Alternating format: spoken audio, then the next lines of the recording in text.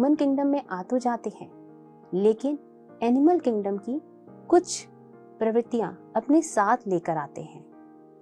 तो ये कौन सी प्रवृत्तियां हैं, किस तरीके से मानव जीवन में असर डालती हैं, इस पे प्रथा जी थोड़ा सा आप रोशनी डालिए।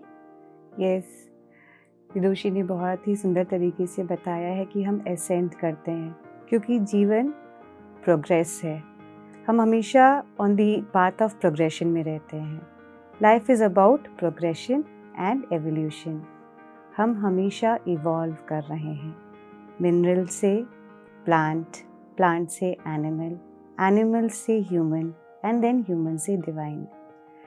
और जब भी हम एसेंड करते हैं तो कुछ कुछ प्रवृत्तियाँ हम लेकर अपने साथ चलते हैं। क्यों चलते हैं?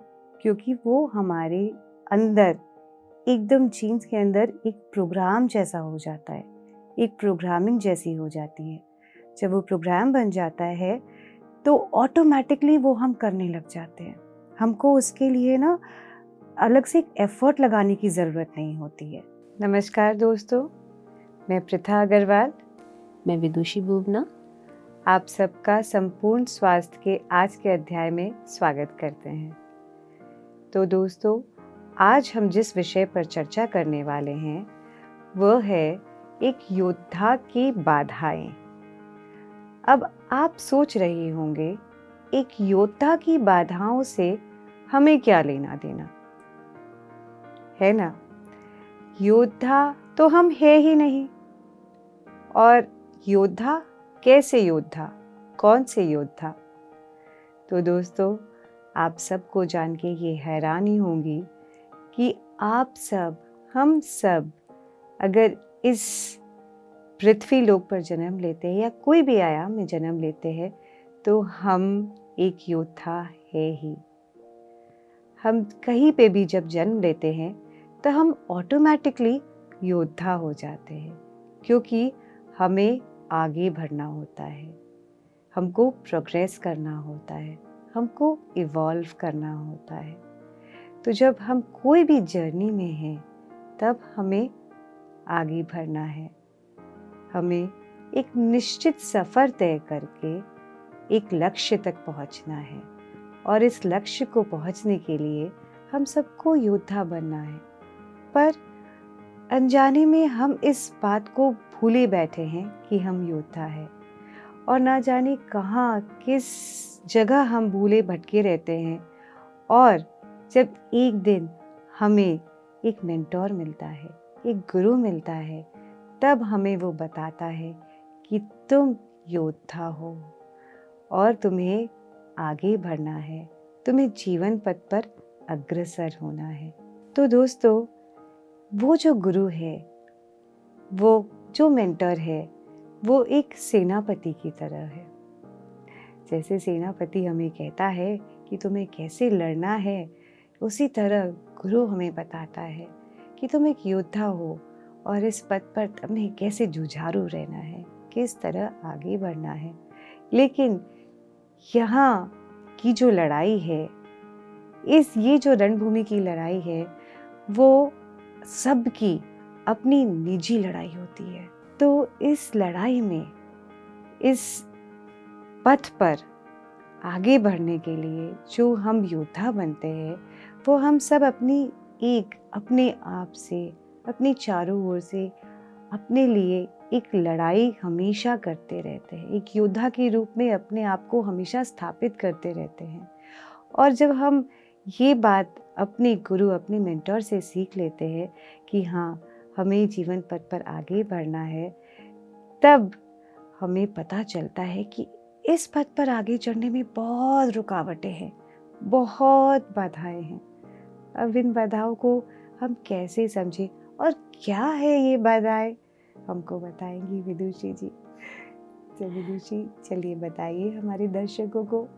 दर्शकों, अब आपने ये तो समझा कि योद्धा कौन होता है, हम कैसे योद्धा हैं। अब बाधाओं की बात आई तो किस प्रकार के बाधाएं होती हैं। पहली बाधा हमारा डर, दूसरा अहम, तीसरा आध्यात्मिक शक्तियाँ, और चौथा आध्यात्मिक आलस्य। तो प्रथा पहले डर के ऊपर थोड़ा प्रकाश डालते हैं और दर्शकों को थोड़ा समझाते हैं। तो आप शुरू कीजिए। अच्छा, तो आपको पता चला कि हमारे 4 प्रकार की बाधाएं होती है और उसमें सबसे पहले जो बाधा है वो होता है डर का। दोस्तों, आप सबको ये बता दें कि ज़्यादा से ज़्यादा, सबसे ज़्यादा जो हमारा ये जो बाधा है, डर का बाधा, ये सबसे बड़ा बाधा है। इसको क्रॉस करने के लिए ये सबसे बड़ा हर्डल होता है। इसको अगर हम क्रॉस कर लिए तो समझ लीजिए कि 60% है ना, बात हमारी बन गई है। तो ये जो डर होता है, ये जो भय होता है दोस्तों, ये 4 प्रकार के होते हैं। तो अब हम चलिए जानते हैं। जब हमको पता ही चल जाता है कि ये बाधाएं ये जो डर है ये किस प्रकार के होते हैं, तब हमको उसको समझना और समझ के उस बात में आगे बढ़ना वो बहुत आसान हो जाता है। तो दोस्तों, सबसे पहला जो हमें भय या डर होता है वो होता है शारीरिक डर। बहुत ही आसान है, आपको सब पता चल रहा होगा नाम से ही कि शारीरिक डर यानी कि शरीर के स्तर पर हमको जो भी भय होता है, यानी कि चोट लग जाने से डर, गिर जाने से डर, बीमारियों से डर, दर्द से डर, इस तरह की जो विभिन्न प्रकार के डर है जो हम एसोसिएट कर लेते हैं अपने आप को। मरने का भय, जीवन खत्म होने का भय, जीवन में तरह तरह के शरीर से रिलेटेड जितने भी हमको डर है वो सारे की सारे शारीरिक डर में आते हैं। फिर हमारा आता है मानसिक डर, यानी कि मन के स्तर पर हमको जो भी भय लगता है। मन के स्तर पर क्या हो सकता है दोस्तों? जितनी भी चीज़ें हैं, यानी जितनी भी फोबियाज है, वो सब हमारे मन के लेवल पे है। आप कितनी बार देखे होंगे कि दूर पे एक छिपकली बैठी है, वो छिपकली हमको कुछ नहीं कर रही है, लेकिन मुझे क्योंकि उससे फोबिया है, मुझे उससे डर है, तो मुझे क्या लगता है कि वो मुझे आके काटेगी, मेरे ऊपर गिर जाएगी।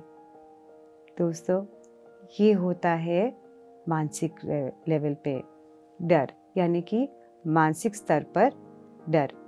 मानसिक स्तर पर हमको और क्या क्या डर हो सकता है दोस्तों? कई लोगों को जल से डर लगता है, कई लोगों को ना विदुषी हाइट से बहुत डर लगता है, कोई को छोटी जगह पे रहने का डर लगता है, कोई को हमेशा वो किसी प्रकार से एक जबरदस्ती का भय लगा ही रहता है। वो हमेशा इतना नेगेटिव सोचता रहता है, मन के स्तर पर वो हमेशा नेगेटिव ही सोचता है। जैसे फॉर एग्जाम्पल, बच्चे अगर बाहर गए हैं तो मन क्या कहेगा, बच्चे कहीं गिर तो नहीं गए होंगे, चोट तो नहीं लग गया, एक्सीडेंट तो नहीं लग गया हो गया। अगर 10 मिनट भी अगर देर हो गई बच्चे को घर पहुंचने में, या घर वाले अगर घर लेट से पहुंच रहे हैं, तो हमारा मन कितने प्रकार से हमें डर और भयभीत कर देगा कि देखना ज़रूर कोई ना कोई अनहोनी हो गई होगी, ज़रूर कोई ना कोई बात हुआ होगा। और इस तरह से हमको मन डराता रहता है, डराता रहता है, डराता रहता है। तो मानसिक जो स्तर होता है वो हमको बहुत ज़्यादा भयभीत कर लेता है। मतलब कहते हैं ना कि रस्सी को हम सांप समझ लेते हैं, तो भाई रस्सी तो है खाली नॉर्मल, लेकिन हमारे मन ने उसको बता दिया है वो सांप है, और वो सांप के बाद उससे हम कितने ज़्यादा भयभीत हो जाते हैं। तो ये सारी बात हो जाती है मानसिक स्तर पे डर। अब विदुषी, आप कृपया बताएं कि हमारे बौद्धिक और आत्मा के लेवल पे कौन से डर हो सकते हैं? बौद्धिक डर, बौद्धिक यानी कि इंटेलेक्चुअल लेवल, जब हमें पूरा ज्ञान होता है किसी भी चीज़ का तब भी हमें डर है। जैसे हम पूरी नॉलेज ले ली, हमारे पास डिग्री भी है, अंडरस्टैंडिंग है, हम उस पर अपने रूप पे काम भी कर रहे हैं, लेकिन कहीं जॉब पे या कोई बिजनेस डील करने जाते हैं तो हम सही से कर नहीं पाते, बोल नहीं पाते, समझा नहीं पाते। क्यों? कहीं ना कहीं हमारे भीतर वो डर होता है कि मैं सही से बोल नहीं पाऊंगी या बोल नहीं पाऊंगा। तो ये डर है बौद्धिक रूप का। कई बार हमने इसे एक और रूप में देखा कि हमें नॉलेज है, वहाँ डिस्कशन चल रहा है, हम वहाँ और अच्छी तरीके से सबको समझा सकते हैं, हमें मौका भी मिल रहा है, लेकिन हम 2 कदम पीछे हट जाते हैं। क्यों? क्योंकि हमें ऐसा लगता है वहाँ हमारे अलावा जो लोग हैं, अगर उन्होंने हमारी किसी एक चीज़ को पकड़ लिया कि मैंने कोई गलत शब्द या गलत बात बोल दी है, तो कैसा लगेगा? मैं उतना सक्षम या सक्षम नहीं हूँ कि वो लोग जितना है वो अच्छे से बोल सकते हैं, बता सकते हैं, मैं उतने अच्छे से बोल या बता नहीं सकता या बता नहीं सकती। तो इसलिए हम बौद्धिक स्तर पर डर को मानते हैं, क्योंकि हमें नॉलेज है लेकिन हमें डर है कि हम सही तरीके से उसे कन्वे नहीं कर पाएंगे और कोई हमारी कोई गलती को पकड़ लेगा तो क्या होगा? तो हम तो सही तरीके की हमारी नॉलेज तो पूरी बेकार हो जाएगी, हमारी डिग्री का कोई आधार नहीं रहेगा। तो इस तरीके से हम इंटेलेक्चुअल फियर के चपेटे में आते हैं। अब आखिरी स्तर जो है वो है सोल लेवल। सोल लेवल का फियर क्या होगा? अब कहेंगे कि आत्मा को कौन सा डर होता है? होता है दोस्तों, जब हम ध्यान में आते हैं तो बहुत से लोग एस्ट्रल ट्रैवल का एक्सपीरियंस करते हैं, लेकिन डर के कारण वो इस एक्सपीरियंस को एक्सेप्ट ही नहीं करना चाहते। उनकी एस्ट्रल बॉडी चाहती है कि वो एस्ट्रल ट्रैवल करके उस ज्ञान को, दूसरे आयामों के ज्ञान को आसानी से अपने जीवन में उतार ले और उसे प्रोग्रेस करे, लेकिन उस डर के कारण वो उसे नहीं पा पाती और बार बार उसे नकार देती है और उससे बहुत सी तकलीफों को भी अपने जीवन में लेकर आती है। और दूसरा डर एक और सोल के साथ जुड़ा होता है, मृत्यु का। जब आत्मा अज्ञानता की तरफ होती है, शारीरिक रूप से जुड़कर, उसे बहुत ज़्यादा प्रेम हो जाता है उस शरीर से और उसे इस चीज़ का भय लगने लगता है कि इस शरीर को छोड़ने के बाद क्या होगा, कहाँ जाएगी ये आत्मा, कैसी होगी वो जगह, क्या वहाँ पे इतना प्रेम होगा, क्या ये सब सहूलियतें होंगी। ये अज्ञानता की वजह से जब वो इस शरीर को छोड़ना नहीं चाहती तो वो उससे बंध जाती है। हमने बहुत से मरीज ऐसे देखे होंगे जिन्हें डॉक्टर्स जवाब दे देते हैं, कहते हैं कि बस अब आप इन्हें अपने साथ रखिए, इनका जीवन अब इतना ही है जितना ये आपके साथ चल ले। लेकिन वो कई बार सालों साल बेड पे ही रहते हैं, ना कोई हलचल होती है ना कुछ। कई साल लग जाते हैं उस शरीर के साथ तकलीफ में देखते हुए उनके प्रियजनों को, क्योंकि वो आत्मा उस शरीर से इतना बंध जाती है, उसे डर लगने लगता है कि मैं कैसे जाऊं। उसके गाइड्स, उसके एंजल्स आते हैं उन्हें लेने के लिए, क्योंकि उन्हें पता ही नहीं कि वो क्यों आए हैं, उन्हें लेने आए हैं और वो नहीं जा पाती। और फिर उन्हें एक प्रथा बहुत बड़ी तकलीफ से गुजरना पड़ता है उस आत्मा को। वो है एस्ट्रल सर्जरी। एस्ट्रल सर्जरी करके उन एंजल्स और गाइड्स को उन्हें लेके जाना पड़ता है, इसीलिए सालों तक वो शरीर उस तकलीफ को झेलता है। तो आत्मा को ये ज्ञान देना बहुत ज़रूरी होता है, तभी वो स्वाभाविक तरीके से बहुत आराम से अपनी मृत्यु को एक्सेप्ट कर सकती है उस शरीर की, क्योंकि आत्मा तो अजर अमर है। अभी आपने समझा कि 4 तरीके के डर कैसे होते हैं। ये डर हमारे नीचे के 2 चक्रास को सबसे ज़्यादा इफेक्ट करते हैं, हमारे मूलाधार चक्रा और स्वादिष्टान चक्रा। मूलाधार चक्रा जो हमारे मूल यानी कि हमारी जड़ से जुड़ा होता है, यानी कि हमारी जड़ क्या है? पृथ्वी तत्व से जुड़ा होता है हमारा मूलाधार, यानी कि हम अपनी जगह पे पूरी रूप से स्थित नहीं है, स्टेबल नहीं है। बहुत सारी इनसिक्योरिटीज़, डर हमारे भीतर है।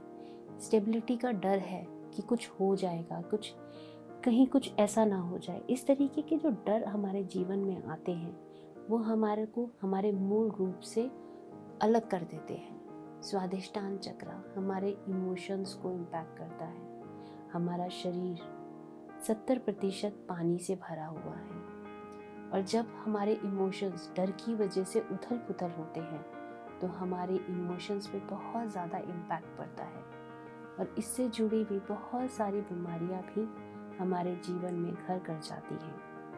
अगर हम देखना चाहें तो मूलाधार चक्रा से रिलेटेड जैसे वेट गेन होना या वेट लूज़ करना, इस तरीके की प्रॉब्लम्स हमें मूलाधार चक्रा पे मिलती हैं। तो हमारे स्वादिष्टान चक्रा से यानी हमारे इमोशन से जो जुड़ा हुआ है वो है हमारा यूट्रस से रिलेटेड जितनी भी प्रॉब्लम्स फीमेल्स फेस करती हैं।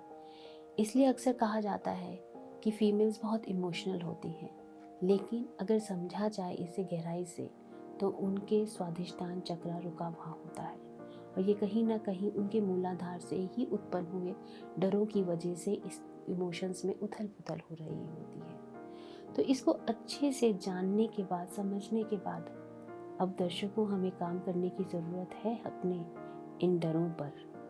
और अब आगे हम पिताजी से समझने की कोशिश करेंगे कि दूसरा डर के अलावा और कौन कौन सी बाधाएं एक योद्धा के जीवन में आती हैं। तो दोस्तों, डर पे तो हमने जीत पा ली, उसकी समझ हमारे को बहुत अच्छी तरह आ गई। अब हम जानते हैं दूसरी बाधा, वो क्या है? वो है हमारा अहम, यानी हमारा ईगो। तो दोस्तों, ये जो अहम आता है ना, वो ऐसा दीवार है जो हमको हम तक ही पहुंचने नहीं देता है। वो ये जानने ही नहीं देता कि हम है कौन। हम एक्चुअली अपने आप को ये खाली फिजिकल बॉडी मानकर चलते हैं, और उसके अनुसार जो हमने सीखा, जो हमने जाना, उसके स्तर पर समझकर एक अहम यानी एक ईगो पाल लेते हैं, जो हमको तरह तरह की बाधाएं लेकर आता है और हम अपने जीवन पथ से अलग हो जाते हैं। दोस्तों, ये जो अहम है, ये है ना, दो प्रकार का होता है। एक होता है इन्फीरियरिटी कॉम्प्लेक्स और एक होता है सुपीरियरिटी कॉम्प्लेक्स। सुपीरियर यानी कि मुझे तो सब कुछ आता है, मैं तो बहुत बड़ा ज्ञानी हूँ, मेरी ही बातें सबको माननी चाहिए, मेरे आगे कोई भी नहीं जीत सकता, ये कुछ नहीं जानते। हम दूसरों से हमेशा अपने आप को कंपेयर करते हैं और दूसरों को क्रिटिसाइज करते हैं, ये सोचकर कि दूसरे को कुछ नहीं पता, उसकी बातें हम नहीं सुनते हैं। हम कान से यूज़ करके उसकी बातें भी नहीं सुनना चाहेंगे, बिल्कुल अनदेखा कर देंगे, क्योंकि हम अपने आप में इतने अलमस्त होते हैं, अपने ज्ञान में इतने घमंड में अलमस्त होते हैं कि हम भूल जाते हैं कि सामने वाला क्या बोलना चाहता है, उसकी इच्छाएं क्या है। वह अपना दबदबा हमेशा दूसरों पर बनाकर चलना चाहता है। तो दोस्तों, इसमें क्या हो जाता है कि हमने अपना जो पावर है उसका गलत इस्तेमाल किया, और जब अपनी पावर का हमने गलत इस्तेमाल किया, तब कहाँ प्रॉब्लम आया? प्रॉब्लम आया हमारे मणिपुर चक्र में, क्योंकि वह हमारे पावर का प्रतीक है, हमारे शक्ति का प्रतीक है। और दोस्तों, अब आता है दूसरा इन्फीरियरिटी कॉम्प्लेक्स, जिसमें हम अपने आप को बहुत छोटा समझते हैं। हम सोचते हैं कि हमसे कुछ नहीं होता, हम ये कर नहीं सकते, मैं किसी चीज़ के लायक नहीं हूँ। हम विरोध तो प्रकट करना चाहते हैं, लेकिन हम अलग अलग तरीके से विरोध प्रकट करेंगे। या तो हम बातें बंद कर देंगे, या कुछ हम ऐसा काम करेंगे जो बिल्कुल सटल रूप से हमारा विरोध जताता है। यानी कि हम बिल्कुल नहीं बताना चाहते कि हम विरोध कर रहे हैं, लेकिन हम अपने आप को बहुत ही छोटा मानकर कि हम शक्तिहीन हैं। इस शक्तिहीनता से हमने अपने पावर का फिर से गलत इस्तेमाल किया, क्योंकि हमने अपनी पावर को जाना ही नहीं। हमको जानना है कि ये शरीर, ये फिजिकल बॉडी नहीं है, इसके दायरे को हमको बढ़ाना है, अलग अलग आयाम को हमको जानना है। जब हम ये जानने लग जाते हैं, तब हम धीरे धीरे धीरे धीरे यूनिवर्सल लव में आने लग जाते हैं। जब हम यूनिवर्सल लव के साथ बढ़ने लग जाते हैं, एक्सपैंड करने लग जाते हैं, तब धीरे धीरे धीरे धीरे हमारा जो ये ईगो है, ये जो अहम है, ये मेल्ट होने लग जाता है। जब ये मेल्ट होने लग जाता है, तब ये फैल जाता है। कहाँ? प्रेम के साथ, भाईचारे के साथ, एकता के साथ, सबके साथ एक हो जाता है। जब ये ईगो मेल्ट हो जाता है, तब ये बाधाएं, ये जो हर्डल, ये जो दीवार है, ये गिर जाती है और फिर हम पहचान जाते हैं मैं कौन हूँ, हु एम आई। जब हम ये जानने लग जाते हैं तब ये बाधा को हम क्रॉस कर लेते हैं। ये जो बाधा है ना, ये अहम की, दोस्तों हमारे मणिपुर चक्र से रिलेटेड है। ये मणिपुर चक्र जो हमारे नाभि के पास स्थित है, तो आप इससे समझ गए होंगे कि जितनी भी जो प्रॉब्लम्स हमारे उधर से उत्पन्न होती है वह आती है इसके अंदर में, यानी कि हमारे पैनक्रियास से रिलेटेड, हमारे रिवर से रिलेटेड, हमारे उदर से रिलेटेड, हमारी आंतड़ियों से रिलेटेड जितने भी तरह की बीमारियां हैं वह आती है इस अहम से। ये जब डिसबैलेंस हो जाता है तब हमें गैस्ट्राइटिस, इंडाइजेशन, डायबिटीज़, इस तरह की बीमारियां आने लग जाती है। तो विदुषी इस बात को समझकर, इस चक्र को बैलेंस करके और इस ईगो को डिसॉल्व करके, कैसे डिसॉल्व करके, एक्सेप्टेंस और सरेंडरेंस, इन दोनों को अपनाकर हम इस बाधा से आगे बढ़ सकते हैं। अब आप आगे की बाधाओं पे प्रकाश डालें। दोस्तों, तो अभी हमने समझा कि हम ईगो से कैसे बाहर आ सकते हैं और किस प्रकार की ईगो हमारे जीवन में होती है। तो अब हम आगे बढ़ेंगे अपनी तीसरी बाधा की तरफ, वो है आध्यात्मिक शक्ति। जी, आध्यात्मिक शक्ति भी हमारे जीवन में कभी कभी बाधा का रूप ले लेती है। आध्यात्मिक शक्ति होती क्या है? जब हम ध्यान करते हैं, आध्यात्मिक ज्ञान को अपने जीवन में उतारते हैं, तो थर्ड आई, एस्ट्रल ट्रैवल के थ्रू मिलने वाला ज्ञान, ऐसे छोटे छोटे बहुत सारे पावर्स हमारे पास आ जाती हैं। कई बार हमने देखा होगा कि कुछ लोगों के पास आने से, छूने से हीलिंग बहुत अच्छी होती है। कईयों का एंजल कनेक्टिविटी हो जाती है।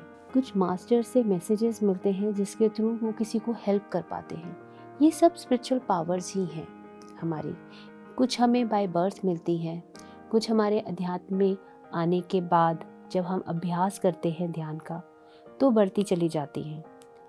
इसे हमें बहुत ध्यान से संभाल कर इस्तेमाल किया जाना चाहिए।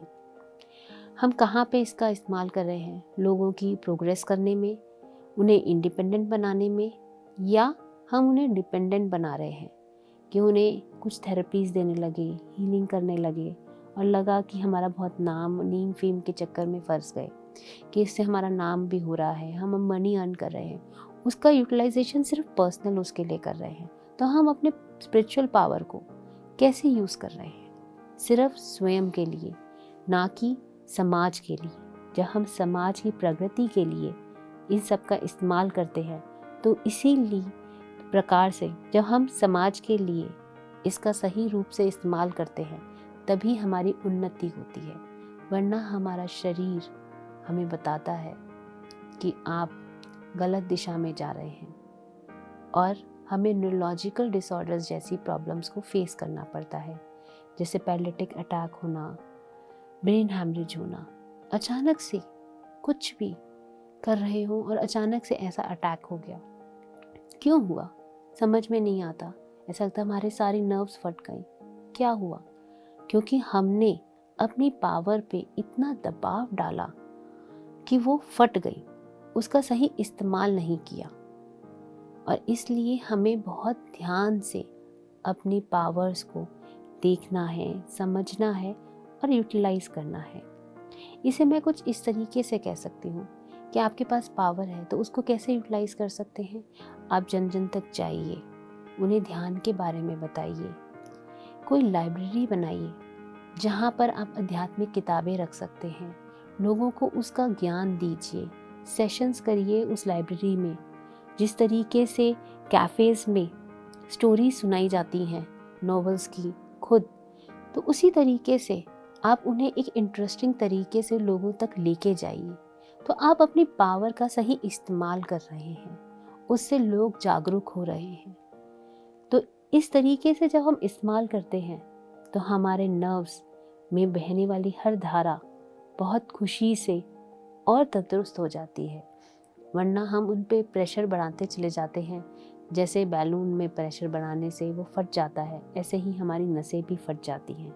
तो हमें इसका बहुत ध्यान से ध्यान रखना चाहिए, क्योंकि कई बार ध्यान से भी ध्यान रखने की बहुत ज़्यादा ज़रूरत होती है।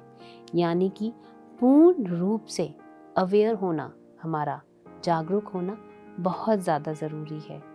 क्यों प्रथा? इसी तरीके से कुछ चलता है ना हमारा इस स्पिरिचुअल पावर क्या डिसऑर्डर की वजह से न्यूरोलॉजिकल प्रॉब्लम्स। बिल्कुल सही विदुषी, ऐसा ही होता है। अब विदुषी, आप को सबको, जितने भी दर्शक हमारे साथ जुड़े हैं, उसको आध्यात्मिक आलस्य के बारे में भी बताएं। जी बिल्कुल। तो दोस्तों, अभी आप सोच रहे होंगे कि अभी तो हमने बात करी स्पिरिचुअल पावर, आध्यात्मिक शक्ति, और अब हम कह रहे हैं आध्यात्मिक आलस्य। जब शक्ति है तो आलस्य कैसा? यहीं से कहीं ना कहीं जन्म होता है आलस्य का। अब हमें पता चल गया हमारे पास ये शक्ति है, अब ये तो हमारे पास है ही, कहाँ जाएगी? यहीं रहेगी।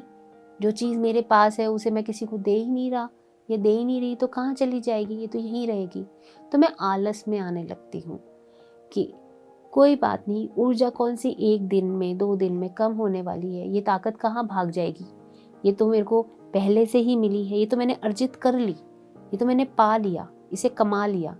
लेकिन हम सब जानते हैं, अगर कमाई को सिर्फ हम संजो के रखते रहें तो वो कभी आगे नहीं बढ़ती, वो खर्च हो जाती है। उसे अगर हमें बढ़ाना है तो उसे निरंतर सर्कुलेट करना पड़ेगा, चलाना पड़ेगा। तो इसे सर्कुलेशन में रखना बहुत ज़रूरी है। लेकिन हम अपने आलस के कारण ये समझने लगते हैं कि हमारे पास भरपूर है। जैसे हम सोचते हैं हमने इतना कमा लिया कि हम ही नहीं, हमारे आने वाली 7 पुश्तें आराम से बैठ के खाएंगी। लेकिन भूल जाते हैं कि कब समय बदलेगा और 7 क्या 1 पुश्त भी नहीं खा पाती। क्यों? क्योंकि हमने आलस की वजह से उसको सही तरीके से यूटिलाइज करना नहीं सिखाया, और वो आलस की वजह से वहीं रह गया। और ये आलस से हमारे शरीर में स्किन के डिजीजेस के रूप में सामने आता है। अक्सर लोग देखते हैं कि स्किन की अलग अलग डिजीजेस हमारे जीवन में घर कर जाती हैं। समझ नहीं आता, बहुत सारे ऑइंटमेंट्स, मेडिसिन सालों जीवन भर खाते रहते हैं। कभी कम हो रही है, कभी ज़्यादा हो रही है, कभी हाथ से पैर में पहुंच जाती है, कभी पैर से कमर में पहुंच जाती है, कभी सर में हो जाती है, कभी फेस पे आ जाती है। स्किन की हम डिफरेंट प्रॉब्लम्स को देखते हैं तो हमारा आलस से जुड़ा होता है इससे कि हमने अपने अध्यात्म में आलस करना शुरू कर दिया है। उसको हकीकत में सही रूप ना देकर, प्रोग्रेस ना देते हुए हम रुक गए हैं, थम गए हैं। सब कुछ है हमारे पास, सब कुछ आ गया है, अब और क्या जानना है, छोड़ो, थोड़े दिन बाद और कर लेंगे। इस तरह की भावनाएं जब हमारे मन में उत्पन्न होती है तो प्रथा हमें स्किन की प्रॉब्लम्स आने लगती हैं। और ये अक्सर हम सबसे ज़्यादा वाइडेन स्टेट में अपने हम सब लोगों में देखते हैं कि बच्चों में, बड़ों में, बूढ़ों में अक्सर ये प्रॉब्लम रहती है। हर एज ग्रुप के लोगों में स्किन की प्रॉब्लम अलग अलग रूप में होती है, चाहे वो छोटी हो या बड़ी हो।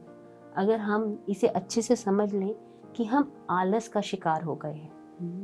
और आध्यात्मिक आलस का सबसे बड़ा रूप है कि हमें आध्यात्मिक होने का आलस्य भी है। कई बार हम अपने दिनचर्या के जीवन में भी आलस्य कर रहे होते हैं। उसकी वजह से भी हमें, यानी कि आलस्य हमारा जड़ है स्किन की इस प्रॉब्लम का।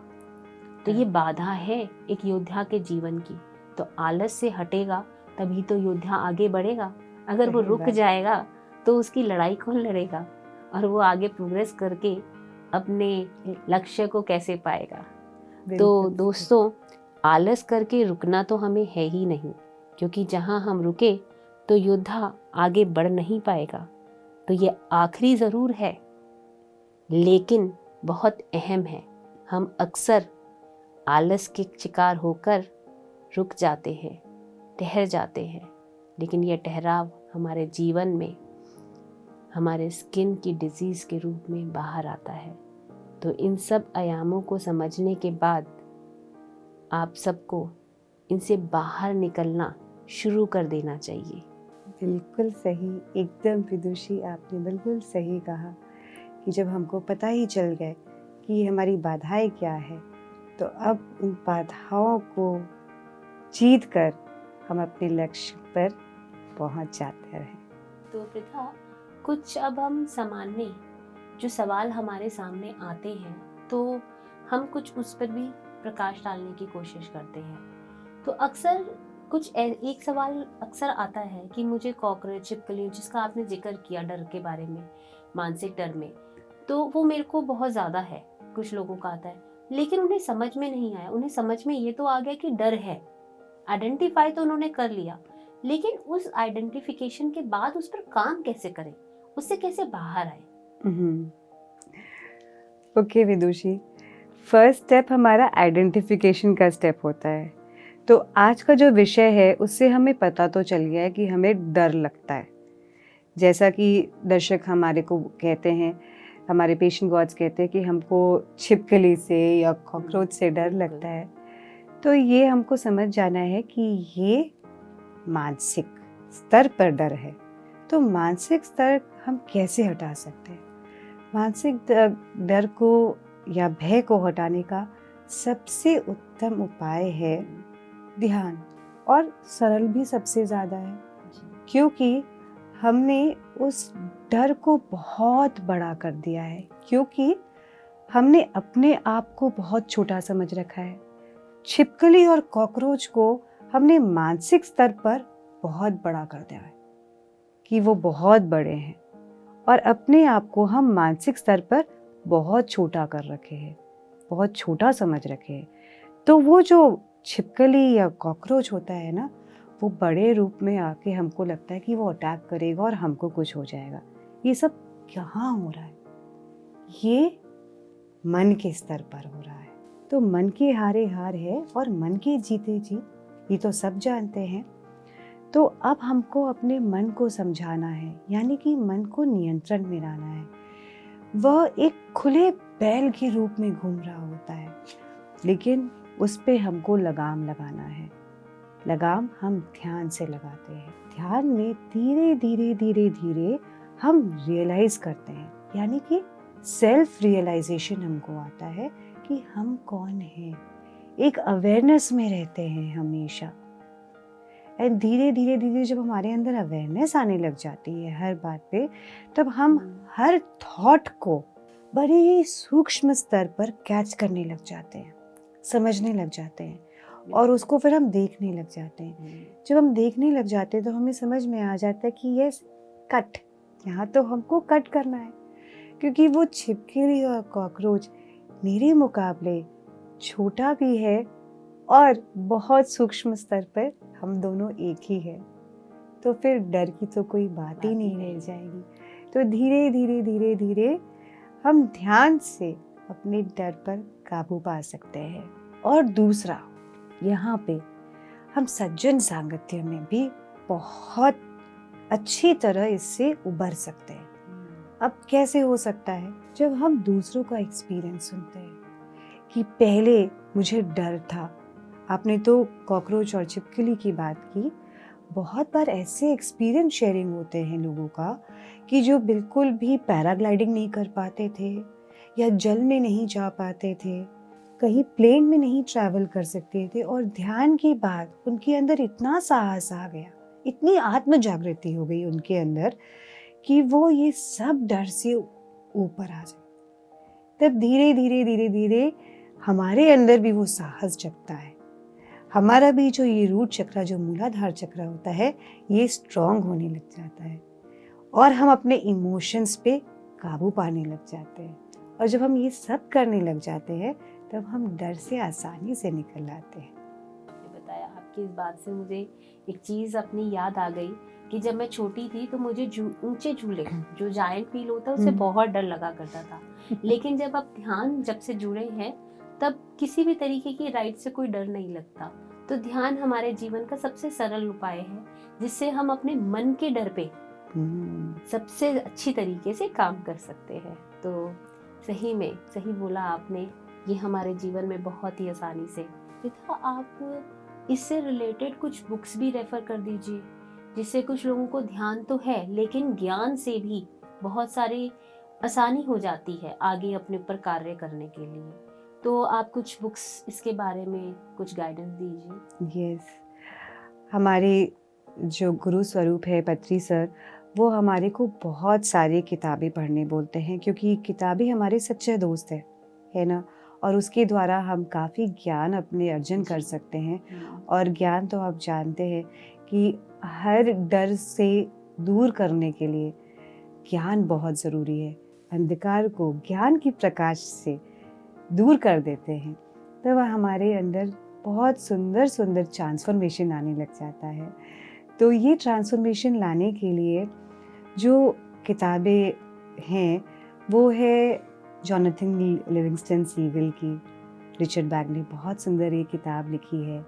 फिर बहुत सारे है ना पेशेंट गॉड्स ऐसे होते हैं जो उनको एस्ट्रल ट्रैवल करने से बहुत डर लगता है, और जब ऐसे डर लगता है ना तब उनको एक्सपीरियंस आना बंद हो जाता है, क्योंकि वो आगे उनकी जीवन में क्या आने वाला है, क्या गाइडेंस मिलने वाला है, उसके लिए वो रोक देते हैं। तब हमें लॉब्सांग राम्पा की यू फॉर एवर जो किताब है उसको पढ़ना चाहिए। और हमको आत्मा के बारे में अगर ज़्यादा जानना है तो laws of the spirit world है, उसको पढ़ना चाहिए। तो हमें जितने भी आत्मा से रिलेटेड फियर है ना वो बहुत अच्छे से दूर हो जाता है। एक आत्मा की यात्रा पीटर राइचेलू की जो किताब है वो भी एक बहुत सुंदर है किताब, बहुत सुंदर रचना है, उसको भी हम पढ़ सकते हैं। और स्टोरी ऑफ मिरिलप्पा कि उन्होंने किस तरह हार्ड वर्क करके साहस के साथ अपना सारा काम पूरा किया।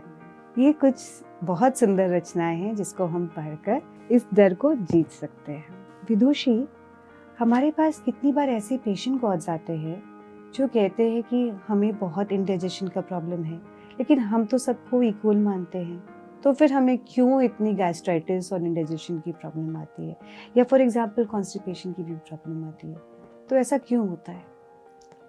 पिता, आपने जो सवाल किया ये अक्सर शायद सबके मन में होता ही होगा, क्योंकि हम अपने आप को जान ही नहीं पाते, तभी तो इसे अहम बोलते हैं। अहम यानी मैं कौन हूँ, अपने तक पहुँच ही नहीं पाते।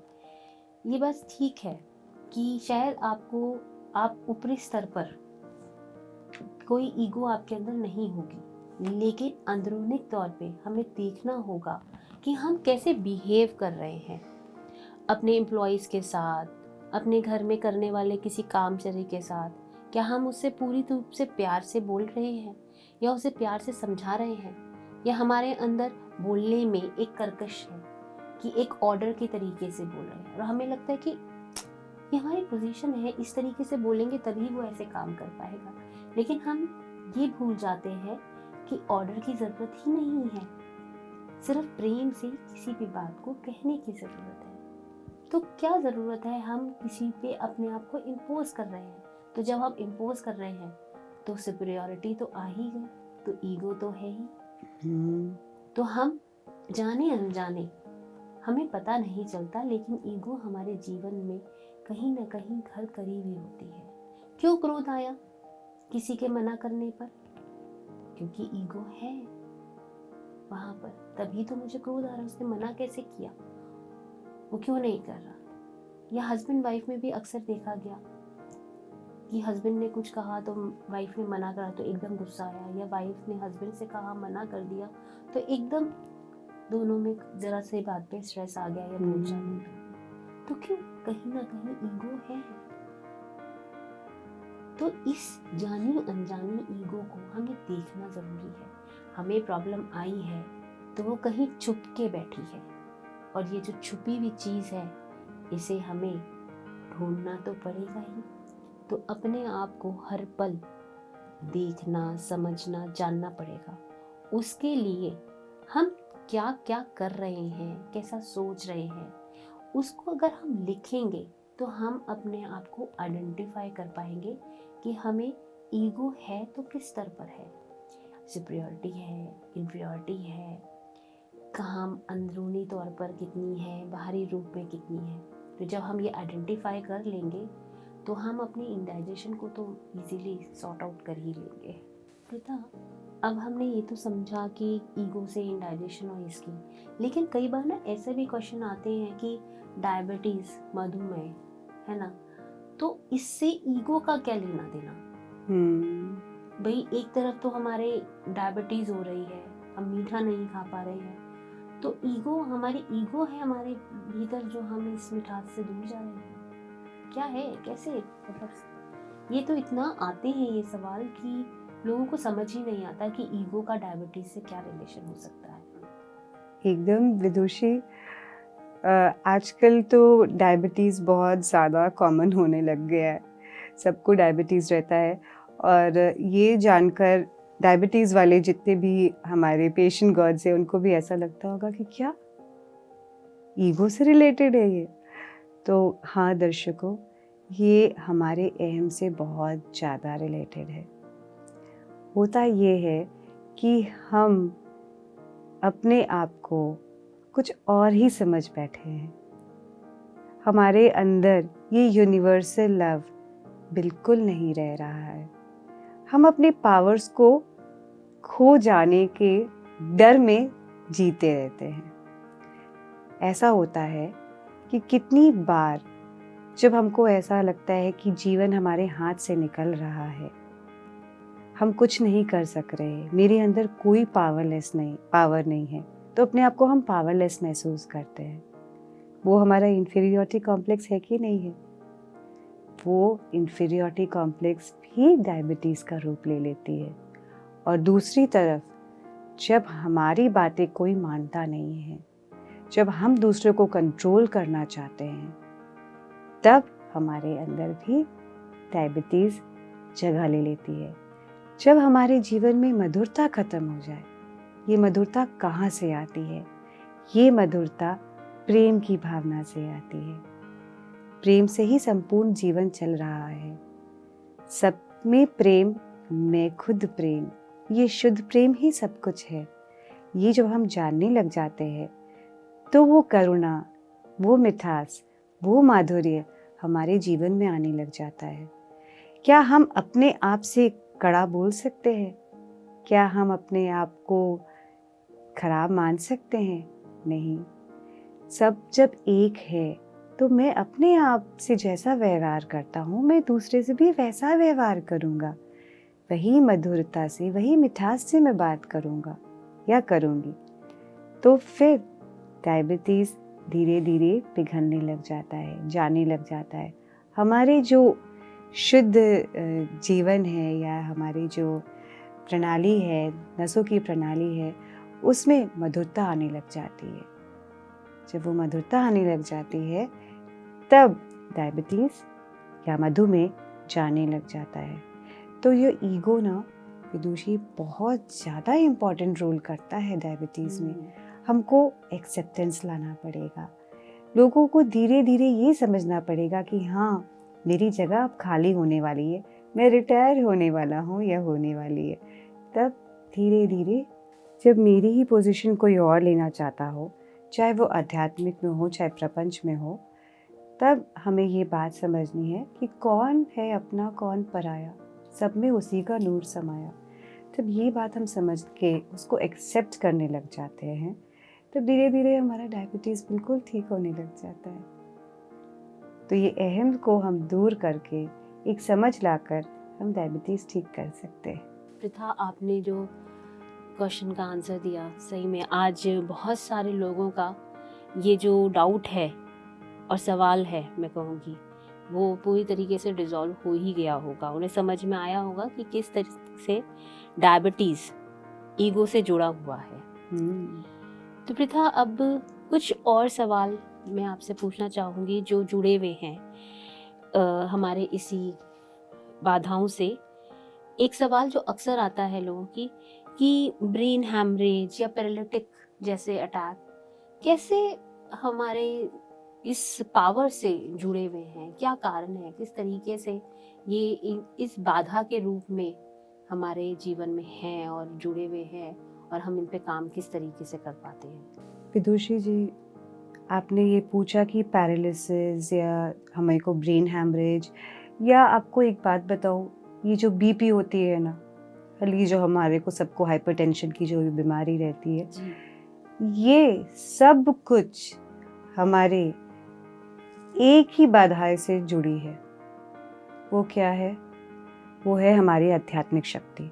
हमने अपने आध्यात्मिक शक्तियों का पूरी तरह से सटीक उपयोग नहीं किया है। देखिए, हमको शक्ति कहाँ से मिलती है? रचनाओं से, किताबों से मिलती है, ध्यान से मिलती है, सज्जन सांगत्य से मिलती है। इन तीनों से हमने एक तरह का ऊर्जा, एक तरह का शक्ति अपने अंदर केंद्रित कर दिया, उतारा। अब हमारा पूरी तरह से एक दायित्व है कि हम उसका सही उपयोग करें। सही प्रयोग से सही रिजल्ट मिलता है। सिंपल है। जब हमने उसका उपयोग ही नहीं किया ठीक, तब अगर हमको कुछ पावर दिया जाता है तो वो पावर हमसे ले लिया जाता है ना। अगर हमने पोजीशन का ठीक से समझ लिए, आपने किसी भी राज्य का एक राजा घोषित किया, लेकिन आपको जब आपने घोषित किया है तो उसको रिस्पॉन्सिबिलिटीज दिया है, उसको एक पावर दिया है। अब वो पावर का गलत इस्तेमाल कर रहा है वो, तो हम क्या करते हैं?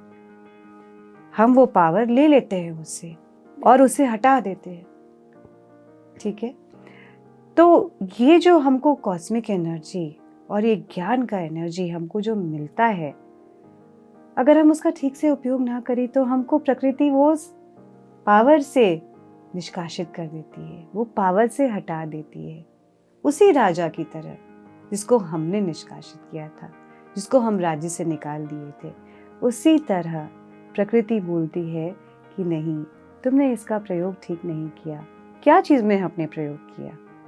या तो हम लोगों ने जबरदस्ती हीलिंग मोडालिटीज अपनाकर डिपेंडेंट बनाया लोगों को, क्योंकि सब अपने आप ही ठीक हो सकते हैं।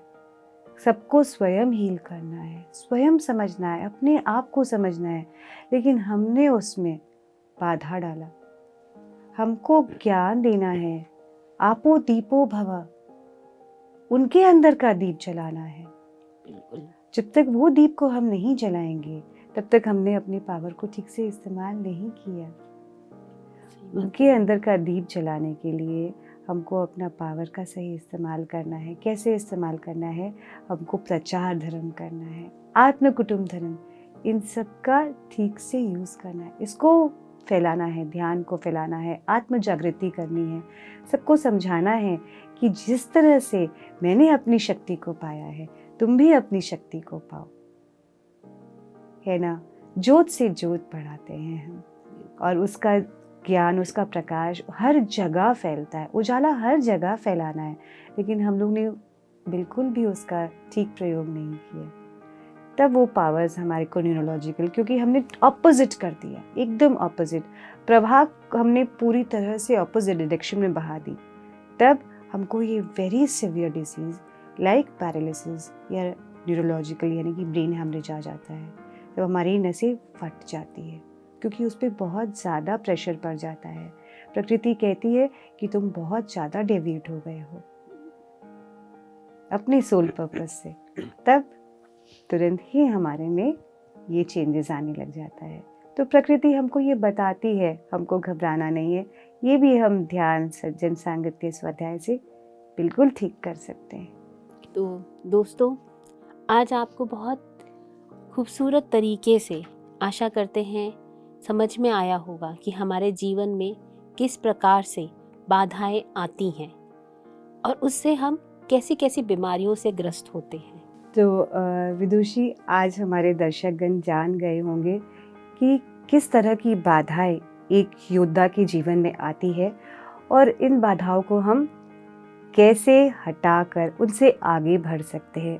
तो विदुषी, आज की हमारी इस चर्चा का विषय यानी कि योद्धा के जीवन में क्या बाधाएं आती है, उस पर एक हरिवंश राय बच्चन जी की बहुत सुंदर कविता, उनकी रचना याद आ रही है कि नन्ही चींटी जब दाना लेकर चढ़ती है, चढ़ती दीवारों पर 100 बार फिसलती है, मन का विश्वास रगों में साहस बढ़ाता है, गिरकर चढ़ना, चढ़कर गिरना ना इकट्ठा है। आखिर उसकी मेहनत बेकार नहीं होती, कोशिश करने वालों की कभी हार नहीं होती। तो दोस्तों, इसी तरह कोशिश करते रहिए और अपने जीवन पथ पर आगे बढ़ते रहिए। नमस्कार। नमस्कार।